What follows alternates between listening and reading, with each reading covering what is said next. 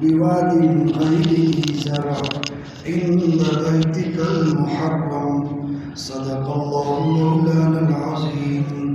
قال النبي صلى الله عليه وسلم من وجد ساعة فلم يسري فلا يحزن مصلانا أو كما قال عليه الصلاة والسلام. اللهم صل على محمد في أول كلامنا، اللهم صل على محمد في أوسط كلامنا، اللهم صل على محمد في آخر كلامنا، صلى الله عليه وعلى آله وأصحابه أجمعين.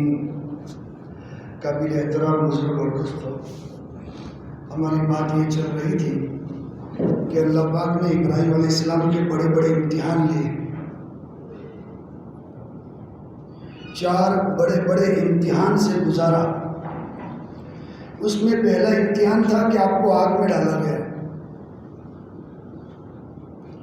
دوسرا امتحان تھا کہ 80 سال کے بعد اللہ نے اولاد دی. اولاد دی ذرا آپ ایسی بند کر دیں.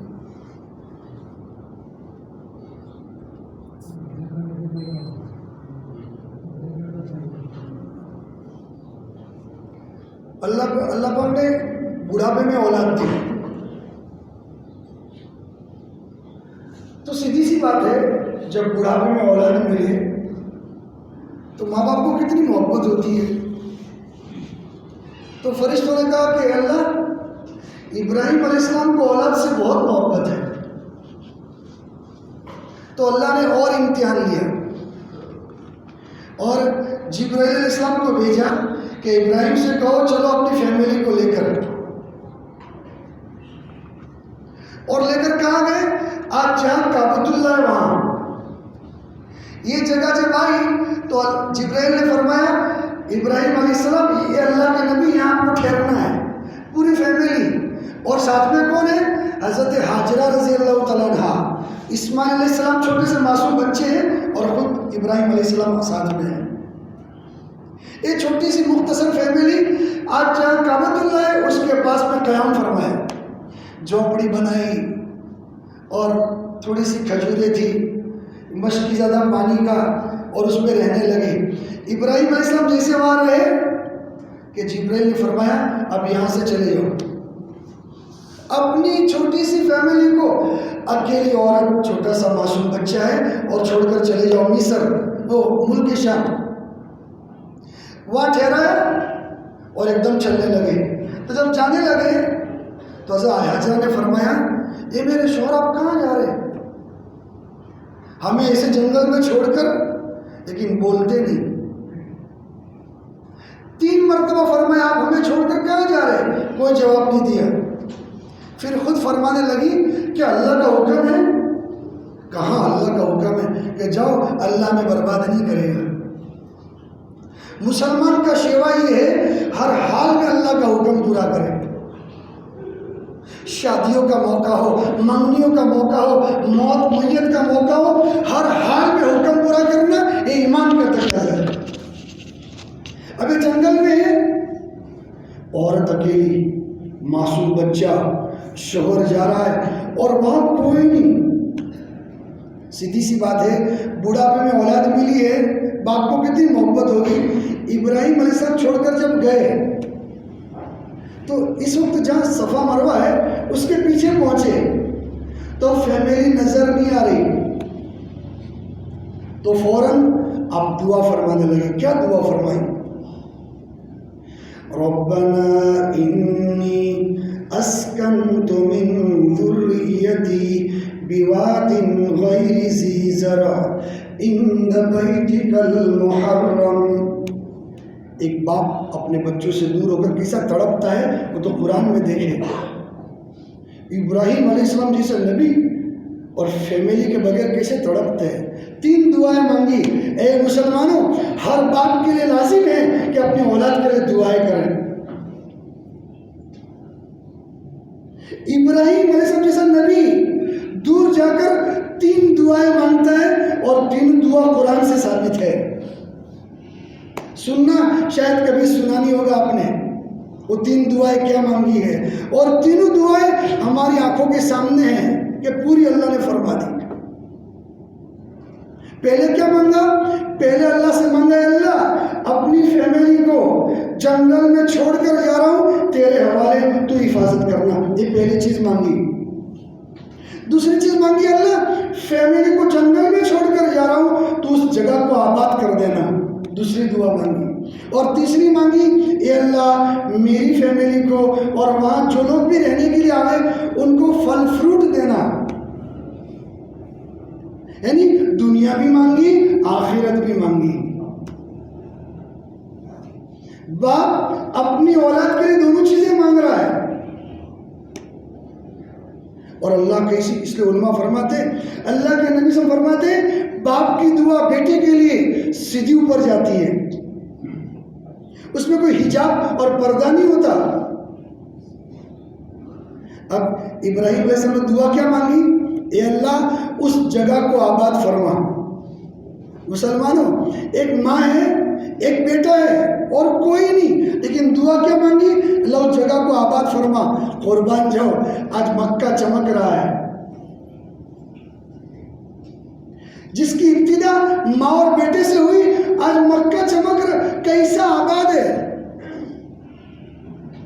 اللہ اکبر، انبیاء جا رہے، صحابہ جا رہے، لاکھوں اولیاء اللہ جا رہے، ابدال جا رہے، مکہ مکرمہ کتب جا رہے، پوری دنیا میں مسلمان جانے کی کوشش کرتا ہے۔ ہر مسلمان چاہتا ہے کہ مکہ کا زیارت نصیب ہو۔ کون مسلمان بد نصیب ہے جو وہاں جانا نہیں چاہتا؟ کیسا اللہ نے آباد فرمایا۔ ابھی حج کی عرضیہ شروع ہوئی نا، تو خالی سعودی والے حج کریں گے تو 24 گھنٹے میں 2.5 لاکھ، 24 گھنٹے کی بات کر رہا ہوں، 24 گھنٹے میں 2.5 لاکھ عرضیہ پہنچ گئی، ہمیں مکہ آنا ہے۔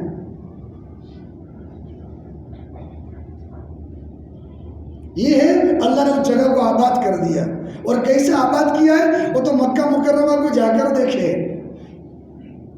پوری دنیا میں ایسے کوئی شہر نہیں جو اللہ نے آباد، وہاں کوئی باغیچہ نہیں، وہاں کوئی سمندر نہیں، کوئی گارڈن نہیں،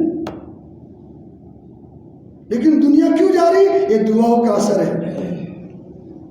تو پہلی دعا کیا مانگی؟ اے اللہ میری فیملی جہاں ہے اس جگہ کو آباد فرما۔ اور دوسری دعا کیا مانگی؟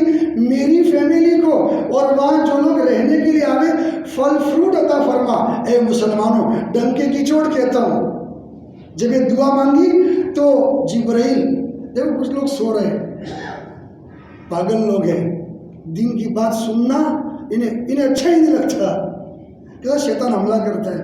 نبیوں کی بات چل رہی ہو اور یہ سو جاوے، ایسا دیوانہ مسلمان ہے۔ یہ باتیں تمہیں کوئی سونے سے بھی خرید کر نہیں مل سکتی، اتنی قیمتی باتیں ہیں۔ یعنی مسلمان کا ایمان ایسا ہو گیا، عجب مسلمان بن گیا بیچارہ، قرآن کی تذکرے ہو وہاں سو جائے، یہ کیا کرے گا بیچارہ بھولا بھالا مسلمان۔ تو دوسری دعا کیا مانگی؟ اللہ مکہ والوں کو، میری فیملی کو پھل فروٹ عطا فرما۔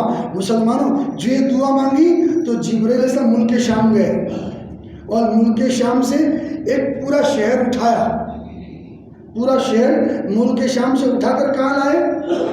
کعبۃ اللہ، اور کعبۃ اللہ آ کر پورے شہر کو ہاتھ میں رکھ کر طواف کیا۔ پھر وہ شہر کہاں فٹ کیا؟ جس کو میرا طائف کہتے ہیں، طائف، وہاں سے لائے تھے۔ طائف کا ترجمہ ہوتا ہے طواف کرنے والی چیز، تو وہ پورا شہر جو طائف ہے نا، جبرائیل نے ہاتھ میں اٹھا کر طواف کیا ہے، اور پھر وہاں فٹ کر دیا، ملک شام سے اٹھا کر لائے اور وہاں فٹ کر دیا۔ یہ دعا کی برکت ہے۔ کیوں؟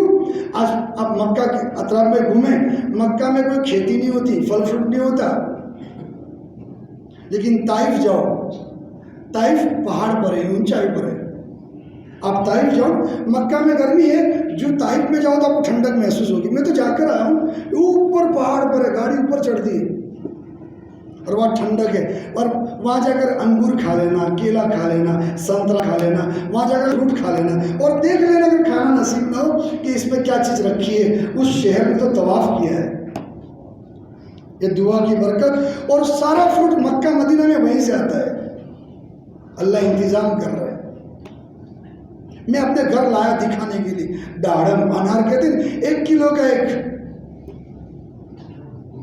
کلو کا ایک ڈاڑم۔ یہ دعا کی برکت بتا رہا ہوں، 3 دعائیں مانگی، پہلی قبول ہوئی، آپ دیکھ سکتے ہیں، دوسری دعا قبول ہوئی، طائف موجود ہے، جا کر دیکھ سکتے ہیں کہ وہاں کیا نورانیت ہے اور دعا کی کیا قبولیت ہے، آنکھوں کے سامنے دیکھ سکتے ہیں۔ اور تیسری دعا کیا مانگی؟ اے اللہ میری فیملی کی حفاظت فرما۔ مسلمانوں، ہم 24 گھنٹے میں کبھی دعا نہیں مانگتے، اللہ میرے بچوں کی حفاظت فرما، میرے گھر والوں کی حفاظت فرما۔ اور ابراہیم علیہ السلام چھوڑ کر جا رہے اور دعا مانگ رہے، اللہ چھوٹی سی فیملی ہے، میری فیملی کی حفاظت فرما۔ کیا اللہ نے حفاظت فرمائی مسلمانوں؟ پورا مکہ گواہ ہے، مکہ کی ہر چیز گواہ ہے کہ ایک ماں اور چھوٹا بیٹا اسماعیل اور جنگل میں ہو، کیا ہوا؟ پانی ختم، کھجوریں ختم، اب بچہ ماں کے سامنے تڑپ رہا ہے۔ وہ تو میں اور آپ اس درد کو کیا سمجھیں؟ ماں کی چھاتی میں دودھ بھی نہیں، ماں خود بھوکی ہے، اب اسماعیل تڑپنے لگے، وہاں باپ کی دعائیں ہیں اور یہاں قربانیاں ہیں۔ اسماعیل طرف پانی مانگ رہے، دودھ مانگ رہے، اب ماں کے پاس کیا انتظام کرے جنگل میں، کس کو پکارے، کیا کرے؟ لیکن ماں ماں ہوتی ہے۔ دل میں آیا کہ میرے پاس تو پانی نہیں، کھجوریں نہیں، ایک پاس میں پہاڑ ہے، اوپر چڑھ کر دیکھوں کہیں دور پہ قافلہ نظر آئے، پانی نظر آئے، تو سب سے پہلے صفا پہاڑ پر چڑھی۔ حاجی جب چڑھتا ہے نا تو اس کو یاد نہیں کرتا کہ میں کس بنیاد پر یہاں کھڑا ہوں، اور اوپر چڑھ کر یوں دیکھتی ہے پیچھے چاروں طرف کہ کوئی انسان نظر آوے، تھوڑا سا پانی مانگ لو، تھوڑا سا کھانے کا کوئی ذریعہ ہو جائے، لیکن کوئی نظر نہیں آیا۔ تو پھر نیچے اتری، اب کہ مروہ تھوڑا دور ہے، وہاں جاؤں اور وہاں جا کر دیکھوں، تو نیچے اتری۔ جب نیچے اتری تو پہاڑ پر تو بچہ نظر آ رہا تھا، جب نیچے اتری اب بچہ نظر نہیں آ رہا تو دوڑی، اور پھر کہ جلدی سے بچہ نظر آئے اور مروہ پر چڑھی۔ مروہ پر چڑھ کر چاروں طرف دیکھ رہی، بچے کو بھی دیکھ رہی اور پوری دنیا پر نظر ڈال رہی، کوئی انسان نظر آئے، کوئی ذریعہ نظر آئے، پانی کا انتظام ہو جائے، لیکن کوئی نظر نہیں آیا۔ پھر سے نیچے اتری اور واپسی میں پھر سے دوڑی، پھر سے صفا پر۔ مسلمانوں 7 چکر لگائے۔ پوچھو حاجی کو، میں تو جا کے رہا ہوں، سب سے زیادہ تکلیف چلنے میں یہی ہوتی ہے، حالانکہ طے کھانے میں صفا مروہ کی صحیح طے کھانے میں ہوتی ہے، ایسی سینٹرل ایسی فٹ کی ہوئی ہے، وہاں چلنا ہم جیسا نوجوان بھی وہاں بیٹھ جاتا، میں تھک جاتا تھا۔ وہ ماں کیسے چلی ہوگی، کھٹا ٹوپ اندھیرا، سخت دھوپ، کالے پہاڑ، نوکیلے پتھر، وہ ماں کیسے چلی ہوگی، کیسے دوڑی ہوگی؟ بچہ نظر نہیں آتا، دوڑتی ہے۔ اللہ پاک آسمانوں سے دیکھ رہے ہیں، ایک ماں کا درد ہے، بچہ تڑپ رہا ہے پانی کے لیے، ماں کبھی صفا پر، کبھی پہاڑ پر، کبھی دوڑتی ہے، دوڑ لگاتی ہے۔ اللہ کو یہ دوڑنا اتنا پسند آیا، او ہاجرہ تو کیا دوڑ گئی، کیا وفائیں کر گئی، کیا ادائیں دے گئی۔ اللہ پاک نے فرمایا ہاجرہ تیرا دوڑنا اتنا پسند آیا، اب یہاں نبی دوڑیں گے، یہاں صحابہ دوڑیں گے، یہاں اولیاء اللہ دوڑیں گے، کتب دوڑیں گے، ابدال دوڑیں گے، علماء دوڑیں گے، حفاظ کرام دوڑیں گے، ساری دنیا کے مسلمان جو حاجی بن کے یہاں پر آئیں گے، جب تک دوڑیں گے نہیں وہ حاجی بن نہیں سکتا۔ کیا اللہ کی شان ہے۔ میں جب وہاں دوڑ رہا تھا تو سوچ رہا تھا، میرے مولا یہاں حاجرہ پانی کے لیے دوڑی تھی، یہ تو حاجی دوڑ رہے، ان کے تو بغل میں پانی کی بوتلیں ہوتی ہیں، حاجیوں کی تو بغل میں ہاتھ میں پانی کی بوتلیں ہوتی ہیں، کولر رکھے ہوئے ہیں، اور حاجرہ بی بی یہ تو پانی کے لیے دوڑی ہے، اور آج کا مسلمان یہاں دوڑ رہا ہے، اے سی میں دوڑ رہا ہے، پانی کی بوتل کے ساتھ دوڑ رہا ہے۔ صحابہ کو دوڑتا کر دیا، مسلمانوں کو دوڑتا کر دیا۔ وہ کیا ادا پسند آئی تھی، ایک ماں کی قربانی تھی۔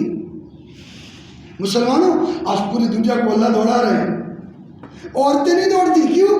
عورتوں کی طرف سے دوڑ چکی، عورتوں کو دوڑنا جائز نہیں، عورتوں کی طرف سے بی بی حاجرہ دوڑ چکی ہے، مرد دوڑ رہے، تمہارا دوڑنا باقی ہے۔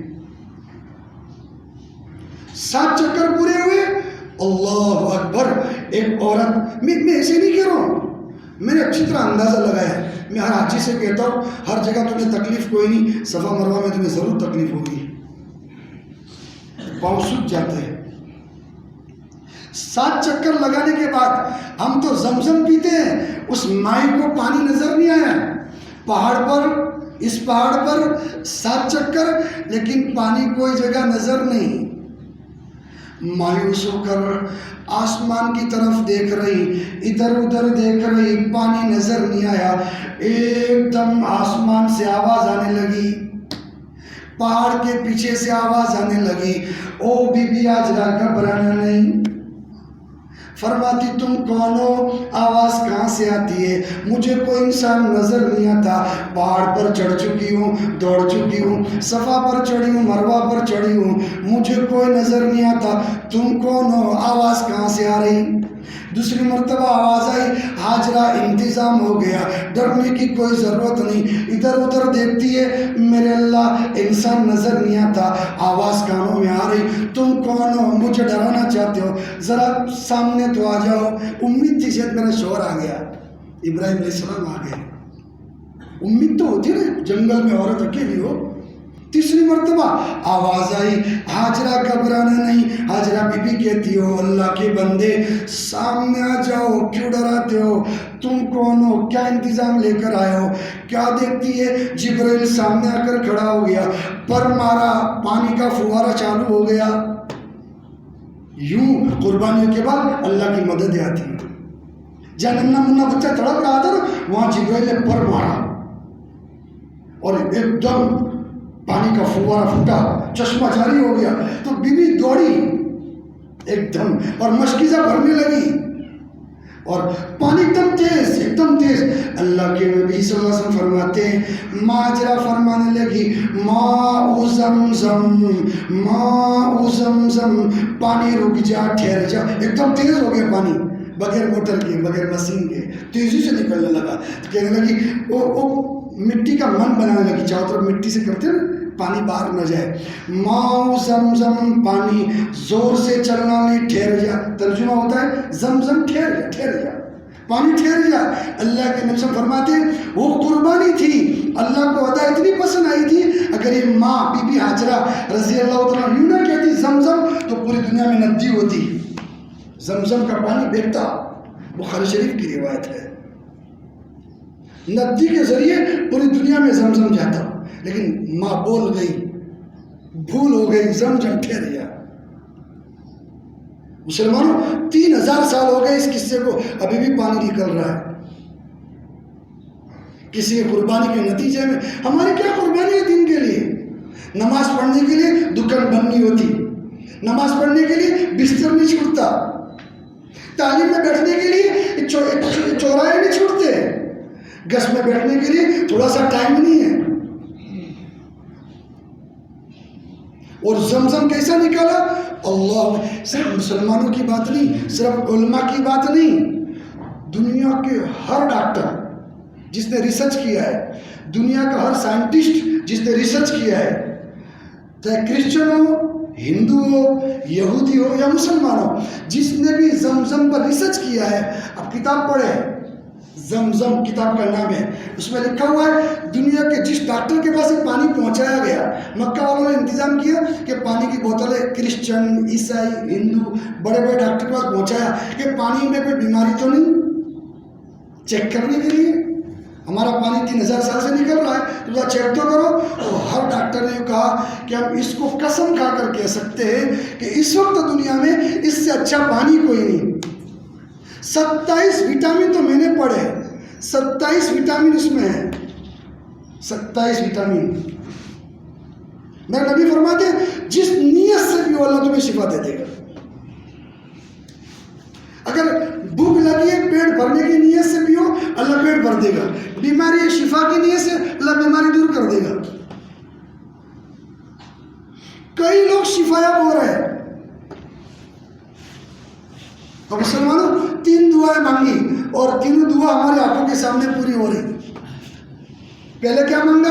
اللہ ان کی حفاظت فرما، حفاظت کا سامان ہو گیا. دوسری چیز کیا مانگی؟ اے اللہ اس جگہ کو آباد فرما، آج مکہ آباد ہے. تیسری دعا کیا مانگی؟ اے اللہ ان کو پھل فروٹ نصیب فرما. مسلمانوں کبھی مدینہ اللہ لے جائے، کبھی مکہ مکرمہ لے جائے تو وہاں کے پھل فروٹ دیکھ لینا. یہ تینوں دعائیں ہماری آنکھوں کے سامنے ہیں. لیکن فرشتے کہہ بیٹھے اے اللہ تیرے نبی ابراہیم کو ابھی بھی محبت ہے اولاد سے. تو اللہ نے فرمایا اچھا چلو امتحان لیتے ہیں. کس کو محبت نہ ہو؟ 80 سال کے اوپر عمر ہے اور بچہ ملا ہے اور آپ کی 2 بیویاں سارہ بی بی اور حاجرہ بی بی. سارہ سے کوئی اولاد نہیں، حاجرہ بی بی کو اولاد نہیں، حالانکہ وہ پرانی بیوی ہے. اور یہ تو مصر کی شہزادی حاجرہ، مصر کی شہزادی، اس کی اولاد سے ہمارے نبی پیدا ہوئے. حاجرہ بی بی کی اولاد سے ہمارے نبی پیدا ہوئے. کتنی عظیم عورت ہوگی ذرا غور کرو. تو ایسی بیوی ہو، اولاد ایسی ہو، کس کو محبت نہیں ہوتی؟ تو دعاؤں میں ہاتھ کر رہے اولاد کو تو فرشتے کہتے ہیں کہ اللہ تیرے نبی ابراہیم کو اپنی اولاد سے بہت محبت ہے تو اس سے کم ہے. اللہ پاک کہتے امتحان لیتا ہوں. تو ذی الحجہ کا کون سا مہینہ چل رہا ہے بھائی؟ یاد ہے نا؟ تو ذی القعدہ چل رہا ہے، اب ذی الحجہ آئے گا. تو ذی الحجہ کی 8 تاریخ تھی اور آپ آرام کر رہے تھے اور ایک دم آپ نے خواب دیکھا. کس نے؟ ابراہیم علیہ السلام نے. 8 تاریخ تھی ذی الحجہ، کس کو یاد رکھنا. آپ نے خواب دیکھا اور خواب کیا دیکھا؟ خواب میں کوئی یوں کہہ رہا ہے کہ ابراہیم اپنے بیٹے اسماعیل کو ذبح کرو اللہ کے لیے. یہ تاریخ تھی 8 ذی الحجہ کا مہینہ تھا. آپ نے جب خواب دیکھا تو 24 گھنٹے پریشان رہے اور عجب عجب وسوسے آنے لگے. کیا کروں؟ یہ خواب پورا کروں کہ نہ کروں؟ بیٹے کو ذبح کروں؟ تو شیطان بھی آیا ہوگا، عجب عجب چیزیں ہوئی ہوگی. سوچ رہے تھے کیا کروں. اس لیے اس کو کیا کہتے ہیں عربی میں؟ یوم الترویحہ. کیا کہتے ہیں؟ پھر 9 تاریخ کو کیا کہتے ہیں؟ یوم العرفہ. اور 10 تاریخ کو کیا کہتے ہیں؟ یوم النحر. اس کو کہتے ہیں یوم الترویحہ. اس کا نام رکھا یوم الترویحہ. یہ مطلب کیا؟ اس کا مطلب یہ ہوتا ہے کشمکش کا دن. کس کا دن؟ کشمکش کا دن. کیا کروں؟ تو 24 گھنٹے ایسے گزر گئے. دوسرا دن آیا، یعنی 9 تاریخ تھی، ذی الحجہ کا مہینہ تھا.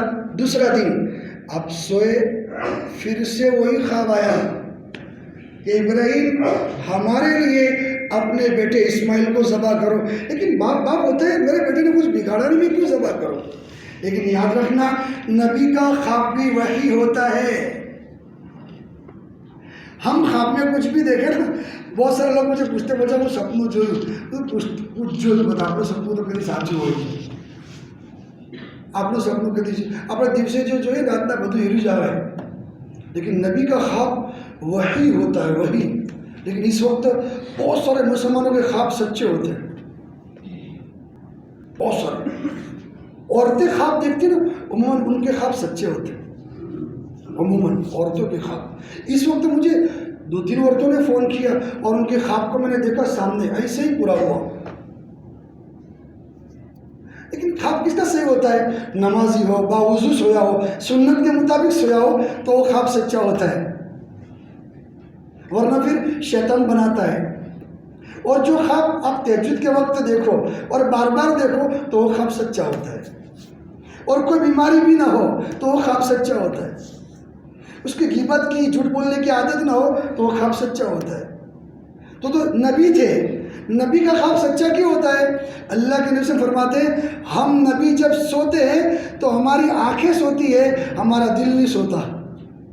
نبیوں کا دل سوتا نہیں ہے. اور ہم جب سوتے ہیں تو ہماری آنکھیں بھی سوتی ہیں اور ہمارا دل بھی سوتا ہے. اس لیے علماء فرماتے ہیں سونے سے وضو ٹوٹ جاتا ہے اور نبیوں کا سونے سے وضو نہیں ٹوٹتا.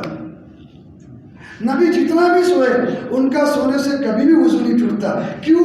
نبیوں کا دل نہیں سوتا، اور جب دل سویا تو وضو ٹوٹا، چاہے خبر ہو کہ نہ ہو. تو ابراہیم صاحب دوسرے دن آپ نے خواب دیکھا تو اس کا نام کیا رکھا؟ یوم العرفہ، کہ پہچان گئے ایسا کرنا پڑے گا. پھر بھی باپ ہوتا ہے، تھوڑا آگے پیچھے ہو رہے تھے. تیسرا دن آیا جس کو کہتے ہیں 10 تاریخ یوم النحر، عید الاضحیٰ.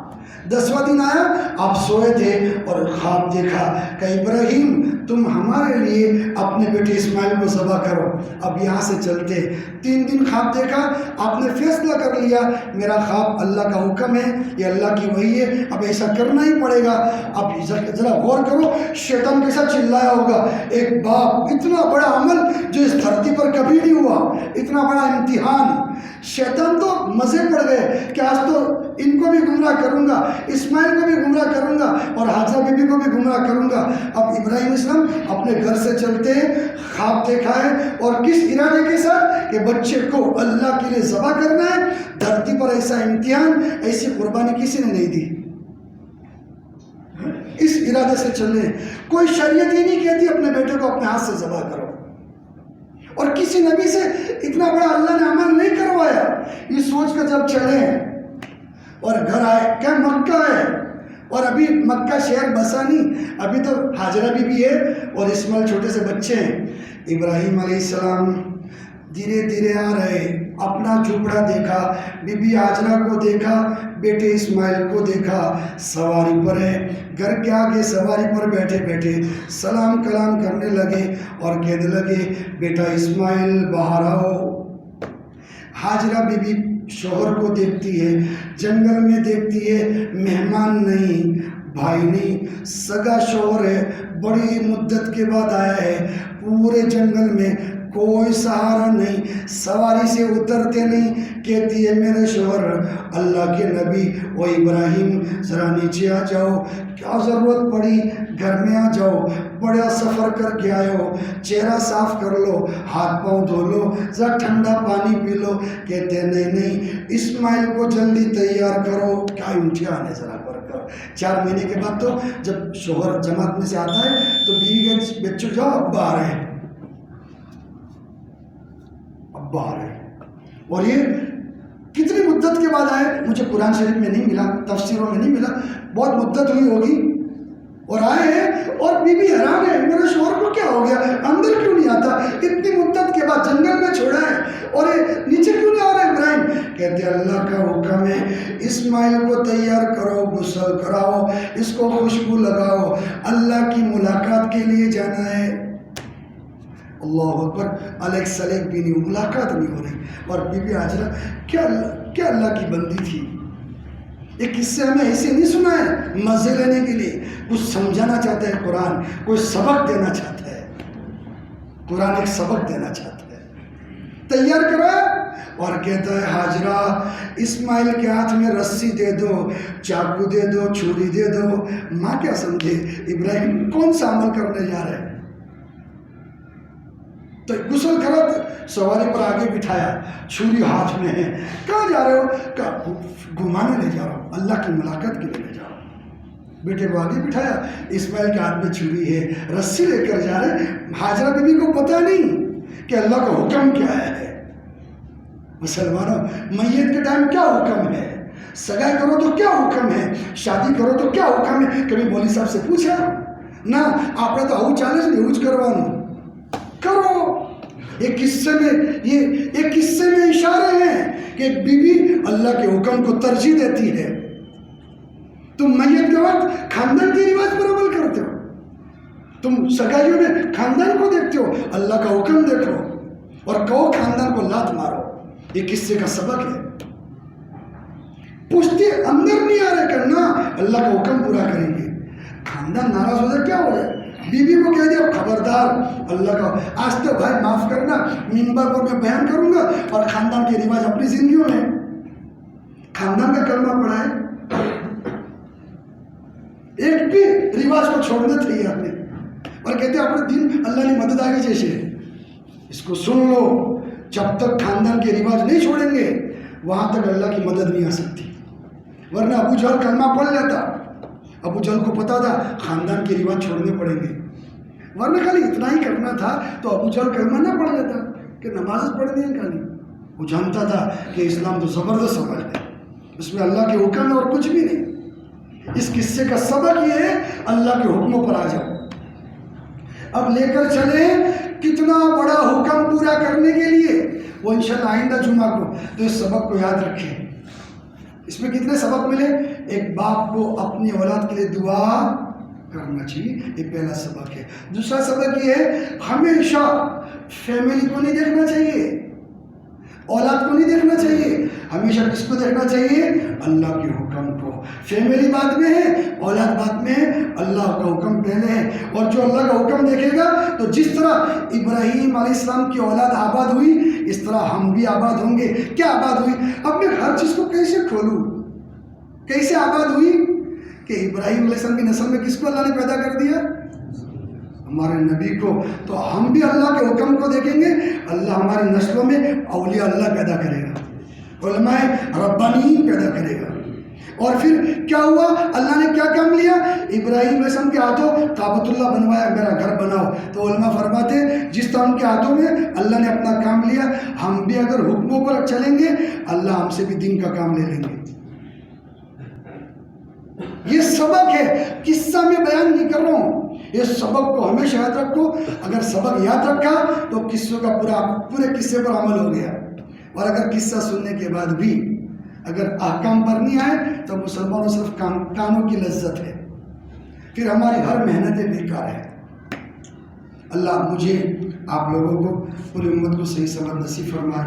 वाह दावाना अनिल हम्दुलिल्लाह।